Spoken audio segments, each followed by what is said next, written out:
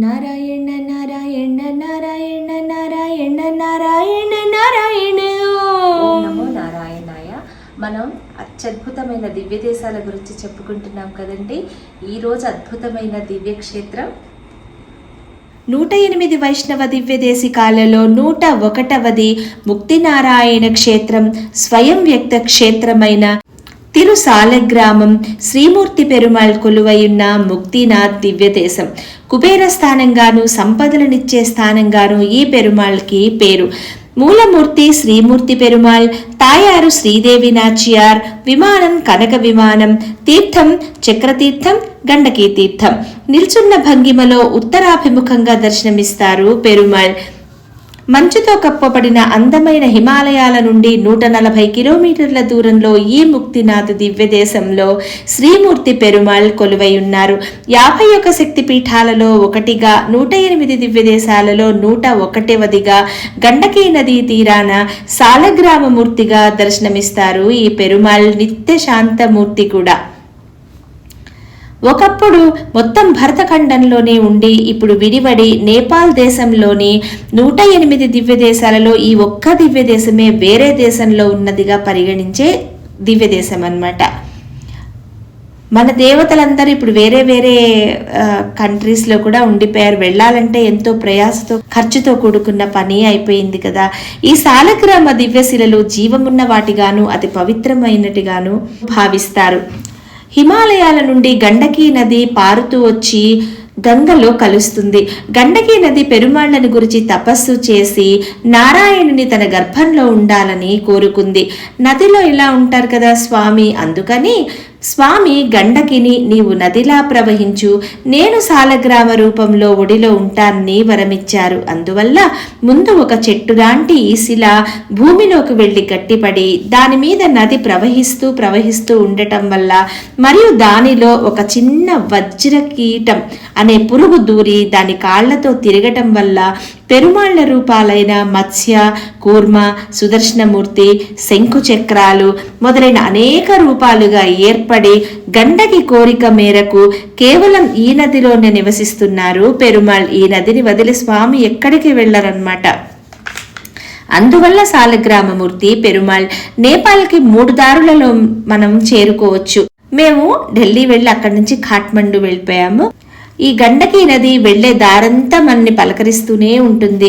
చాలా కష్టమైన యాత్ర, కానీ జీవితాంతం మనకి గుర్తుండిపోయే మంచి అద్భుతమైన యాత్రనైతే చెప్పచ్చు.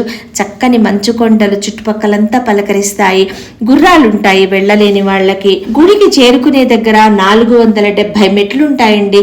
గుర్రం మీద వెళ్తే 400 మెట్ల వరకు మనని తీసుకెళ్తాయి. 70 మెట్లు ఎక్కితే సరిపోతుంది. ఇన్ని నడవలేకపోతే ఖచ్చితంగా గుర్రం తీసుకోండి. 8 స్వయం వ్యక్త క్షేత్రాలలో ఒకటి, 108 దివ్య దేశాలలో ఒకటన్నమాట. ఇక్కడ 108 ధారలు నందిముఖం ద్వారా ప్రవహిస్తూ ఉంటాయి. ముక్తిధారలు అంటారు వీటిని. వీటిలో నుండి వచ్చే నీటిలో స్నానం చేయటం ద్వారా తప్పక మనకి ముక్తి లభిస్తుందని చెప్తారు. ఈ దివ్య దేశంలో అగ్ని, జలం, భూమి మరియు ఆకాశాలు అన్నీ ఒకే చోట దర్శనమిస్తాయన్నమాట. ముక్తినాథ్ నుండి ప్రవహించే కాళిగండకీలి సాలగ్రామ శిలలకు ప్రసిద్ధి. 26,000 అడుగుల ఎత్తులోని హిమాలయాలు కరిగిన నీరు గోముఖం నుండి వచ్చి ముక్తిధారలు మరియు కోవెల ముందున్న 2 కుండాలుంటాయి. వీటిని లక్ష్మీకుండు, సరస్వతీ కుండుగా పిలుస్తారు. ఈ వీటిల్లో చేసే చల్లని ధారలు ఉంటాయండి. వీటిల్లో అక్కడ విపరీతమైన ఎండ ఉంటుంది, కానీ చలి కూడా అలానే ఉంటుంది. ఎముకలు కొరికేసే చలి అంటారు చూసారా, కాళ్ళన్నీ అసలు ఇదైపోయి మనకి రక్తం కారుతున్నా కూడా మనకి స్పర్శ తెలియనంత చల్లదనం. ఇదంతా మేము ఉండే రూమ్లో అన్నమాట. చాలా బాగుండింది. అదంతా కూడా జామ్సంలో మనం స్టే చేసి మరునాడు ముక్తినాథ్ వెళ్తామన్నమాట. అక్కడ రోడ్లు అవి ఏమీ ఉండవు. ఇప్పుడు చెప్పినది ఒక స్థల పురాణం. మరొకటి ఏంటంటే, పూర్వం మనుకుల రాజైన కుశధ్వజుడు ఉండేవాడు. ఆయన భార్య పేరు మాధవి. ఆమె శ్రీమన్నారాయణుని గురించి తీవ్రమైన తపస్సు చేసింది. ఆ తపస్సుకు ప్రతిఫలంగా ఆమె ఒక పాపను పొంది ఆ పాపకు తులసి అని నామకరణం చేసింది. ఈ తులసి పెరుగుతూ శ్రీమన్నారాయణుని కళ్యాణమాడి భర్తగా పొందాలని తపస్సు చేశారనమాట. బ్రహ్మ ఆమె తపస్సుకు మెచ్చి ప్రత్యక్షమై తరువాతి జన్మలో ఆమె కోరుకున్నట్లుగా నారాయణుని భర్తగా పొందుతావని వరమిస్తారు. ఈ తులసియే వృంద అన్నమాట. అదే సమయంలో ఆమె ముందు జన్మ గురించి చెప్తారు. పూర్వజన్మలో రాధాకృష్ణులలో సుధాముడు కాలంలో ఈమె ఒక అందమైన గోపిక అన్నమాట. ఎంతో అందంగా ఉండేది. ఆ అందానికి సుధాముడు ఆకర్షితులవటంతో రాధ సుధాముడిని శపిస్తారు. సుధాముడు ఈ భూమి మీద శంఖచూడునిగా జన్మించమని, శ్రీమన్నారాయణుడు తులసి పాతివ్రత్యాన్ని భంగపరచటానికి శంఖచూడుని రూపంలో తులసి దగ్గరకు వస్తారు. ఆమె నారాయణుడితో ఉండగా కొంచెం సేపటికి ఆయన శంఖచూడు కాదని వేరెవరు తనతో ఉన్నారని, దాంతో తులసికి పెరుమాళ్ వివరించి ఆమె కోరిన వరాన్ని గురించి శంఖచూడుని గురించి కూడా శంఖచూడు తన అంశేనని చెప్తారు. తులసి రాధమ్మ వారి అంశ అని చెప్తారు. బ్రహ్మవరాన్ని అనుసరించి ఆమె శ్రీమన్నారాయణుని భర్తగా పొందారు. శంఖచూడు సంహరింపబడగా సుధాముడుగా మారి తిరిగి గోలోకానికి వెళ్ళిపోతాడు. విష్ణుమూర్తి శంఖచూడిని సంహరించడానికి త్రిశూలాన్ని శివునికి ఇస్తారు. శివుడు శంఖచూడిని సంహరిస్తారనమాట. తులసిగా తనువు చాలించి తనతో పాటు వైకుంఠానికి వచ్చి తన భార్యగా ఉండమంటారు. నీ శరీరం క్షయమయ్యి పవిత్ర గండకీ నదిగా, నీ జుట్టు తులసి చెట్టుగా, తులసి ఆకులు ముల్లోకాలలో అతి పవిత్రమైనదిగా భావించబడతాయని చెప్తారు. తులసి భర్త వల్ల కోపించి విష్ణుని సాలగ్రామశిలగా గండకీ నది ఒడ్డున లోపల కొలువుండమని శపిస్తారు. అలానే ఉన్నారన్నమాట పెరుమాళ్ళు. అందుకని తులసిమాల మెళ్ళో వేసుకుంటే యమధర్మరాజు కూడా ఏమీ చేయలేరు. దీని తర్వాత నారాయణమూర్తి తులసి గురించి, ఆమె పవిత్రత గురించి, ఆత్మ గండకీ నదిలా స్వచ్ఛంగా మారుతుందని, అంటే తులసి ఆత్మ గండకీ నదిలా స్వచ్ఛంగా ప్రవహిస్తుందని, మరియు స్వయంగా నారాయణమూర్తి అందులో పవిత్ర సాలగ్రామ శిలగా స్వచ్ఛతకు మారుపేరులా ఉన్నారని చెప్తారు. తులసి యొక్క అత్యంత పవిత్రమైన మహాత్యం గురించి తెలియజేయడానికి పాలకడలిలోని నారాయణుడు తులసిమాలను ధరించి ఉంటారని చెప్తారు. స్వామి తిరుమేని మీద సదా నివసిస్తారు తులసి తల్లి. పవిత్ర 12 సాలగ్రామ శిలలను వాటి రూపును దాల్చిన విధానాన్ని బట్టి నారాయణుని తిరునామాలతో పూజిస్తారు. సక్రమమైన మార్గాలలో పూజించి అర్చన చేసిన వారికి ఈ పూజించటం వలన ముక్తినిచ్చి మోక్షమిస్తాయని చెప్తారు. ఈ సాలగ్రామాలను అతినిష్టతో పూజించాల్సి ఉంటుంది. ఇవి ఇంట్లో పెట్టుకుంటే, ఆచారాలతో పూజిస్తే అష్టలక్ష్ములు ఆ ఇంట కొలువై అన్ని రకాల ఇబ్బందుల నుండి మనల్ని కాపాడి సకల సౌభాగ్యాలను ఒనగూరుస్తాయని చెప్తారు. ఈ సాలగ్రామాలు గండకీ నదీ తీరంలో దొరికిన స్వచ్ఛమైనవి కావటం వలన వీటికి సంప్రోక్షణే అవసరం లేదు. పెరియాళ్వార్లు 2 పాశురాలు, తిరుమంగయ్యాళ్వార్లు 10 పాశురాలతో స్వామిని కీర్తించారు. మంచి సాలగ్రామాలను ఎంచుకుని పూజ చేయాలి.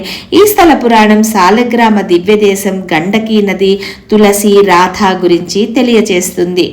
ఈ చిన్నవాళ్ళ నుంచి ముసలి వాళ్ళ వరకు వస్తారండి. క్షేత్రానికి భయం లేదు. మీరు వెళ్ళేటప్పుడు చక్కగా పచ్చకర్పూరం కట్టుకుని వెళ్ళారంటే మధ్య మధ్యలో స్మెల్ చూస్తూ ఉంటే మంచి వాసన వస్తూ మనకి శ్వాస ఈజీగా తీసుకోవడానికి ఇబ్బంది లేకుండా ఉంటుంది. అక్కడ స్నానం చేసి మార్చుకోవడానికి విడిగా బట్టల్ని తీసుకుని వెళ్ళండి. స్వామివారికి మీరు ఏం చేయించుకోవాలన్నా అర్చన అవి చేస్తారు. స్నానాలు వెళ్ళంగానే తొందరపడకుండా ముందు కాసేపు ఆ వాతావరణానికి అలవాటు పట్టాక స్నానం చేయండి ఆ ముక్తిధారలలో. ఒకవేళ మీరు చేయలేకపోతే, శరీరం సహకరించకపోతే ప్రోక్షణ చేసుకోండి, సరిపోతుంది. ఎందుకంటే విపరీతమైన చలి, మీ ఏజ్, మీ వయసు, ఆరోగ్యం సహకరిస్తేనే స్నానం చేయండి, లేకపోతే చేయొద్దు. వెళ్ళే దారిలో మంచి మంచి దివ్యక్షేత్రాలు ఉంటాయి. ఈ ముక్తిధారలలో స్నానమే చాలా ప్రధానం అన్నమాట. స్వామి ఇక్కడ కొలువై మనల్ని చక్కగా దీవెనలు అందించి సకల సౌభాగ్యాలను ఒసగే అద్భుతమైన దివ్యదేశం. చుట్టుపక్కలంతా 2600 అడుగుల ఎత్తులో హిమాలయాలు కరిగా నీరు వస్తుంటే ఎంత ఎండ ఉన్నా నీరు చల్లగా ఉంటుంది. క్షణంలో వర్షం పడుతుంది, క్షణంలో ఎండ కాస్తూ ఉంటుంది, నిమిషాల మీద వాతావరణం మారిపోతూ ఉంటుంది. ఈ పక్కన 2 కొండలు ఉంటాయండి. అవి వెండి కొండని ధౌళగిరి అని, బంగారు వర్ణంలో ఉన్న కొండని అన్నపూర్ణ అని పిలుస్తారు. ఈ 2 కొండల మధ్య లోతైన నదికి గండకి అని పేరు. అక్కడ నుండి ప్రవహిస్తుంది అనమాట ఈ నది. జామ్సంలో మనకి బోలెడన్ని యాపిల్స్ అవన్నీ దొరుకుతాయి. వెళ్ళే దారంతా మీరు డ్రై ఫ్రూట్స్ అవి తీసుకుని వెళ్ళండి, చాలా బాగుంటుంది వెళ్ళే దారి. అసలు విపరీతమైన లోయలు. ఆ డ్రైవర్కి అయితే మనం దండం పెట్టాలండి. వెళ్ళొచ్చిన తర్వాత మనం 200 ఇవ్వాలనుకున్న వాళ్ళం 700-1000 రూపాయలు ఇస్తాం, మనంత జాగ్రత్తగా తీసుకువచ్చినందుకు. అంత బాగుంటుంది. జామ్సంలో స్టే చేస్తాం కదండి, వాళ్ళు టీ వేడి పెట్టి వచ్చే లోపలే టీ చల్లారిపోతుంది అనమాట. అంత చల్లగా ఉంటుంది అక్కడ. సఫిషియెంట్గా కావాల్సిన బట్టలు అన్నీ వేడివి, ఉన్నివి, ఊల్వి అన్నీ తీసుకుని వెళ్ళండి. మరీ చలి తట్టుకోలేని వాళ్ళు బాడీ వార్మర్స్ ఉంటాయి కదండి, అమెజాన్లో దొరుకుతాయి. అది మీరు షూలో పెట్టుకుంటే కనుక బాడీని వెచ్చగా ఉంటుంది. అలాంటివన్నీ తీసుకుని జాగ్రత్తగా చేయాల్సిన యాత్ర ముక్తినాథ్ యాత్ర. సో ఈ ముక్తినారాయణ క్షేత్రంగా పిలువబడే 108 వైష్ణవ దివ్య దేశాలలో 101 తిరుసాలగ్రామం శ్రీమూర్తి పెరుమాళ్ళు అనమాట. మీ ఖర్చు ఓపికలు అన్నీ ఉన్నప్పుడే ఇలాంటి క్షేత్రాల దర్శనం చేయాలండి. ఇప్పుడే ఏం సమయం వచ్చింది నెమ్మదిగా వెళ్ళొచ్చంటే ఏజ్ వచ్చిన తర్వాత ఇలాంటి దివ్య దేశాలు చూడడం చాలా కష్టం అండి. ముక్తినాథ్, బద్రీనాథ్ ఇవన్నీ కొంచెం ఏజ్ ఉండగానే చేసేస్తే తత్తిమావు నెమ్మదిగా కవర్ చేసుకోవచ్చు. ఎందుకంటే అవన్నీ నేల మీదే, అంటే మనం వెళ్ళగలిగిన ఎత్తులోనే ఉంటాయి. ఇవి మాత్రం మన శక్తికి మించిన యాత్ర అనమాట. అందుకని ఈ అద్భుతమైన యాత్రని మీరు తప్పకుండా చేయండి. పెరుమాళ్ళ కృపకి మీరు పాత్రులు అవ్వండి. వెళ్లే ముందు యాత్ర చక్కగా జరగాలని ఆ పెరుమాళ్ళనే వేడుకుని చక్కటి దివ్య దర్శనాన్ని పొంది ఆశీస్సులు పొంది రండి.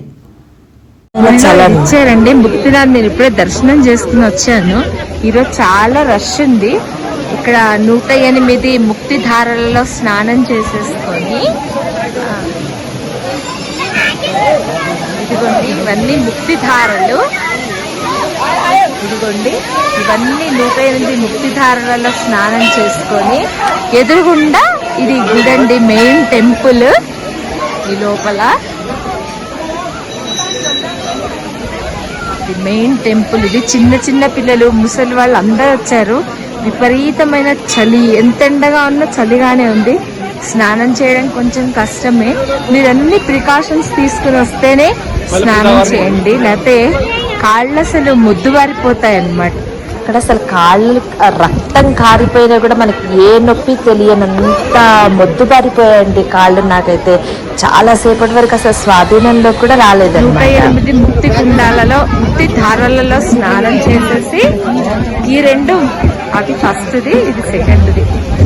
ఈ ముక్తి కుండాలలో స్నానం చేసి ఎదురుగుండా గుడిలో శ్రీదేవి భూదేవి సమేత ముక్తినాథుడు మనకి దర్శనమిస్తారండి.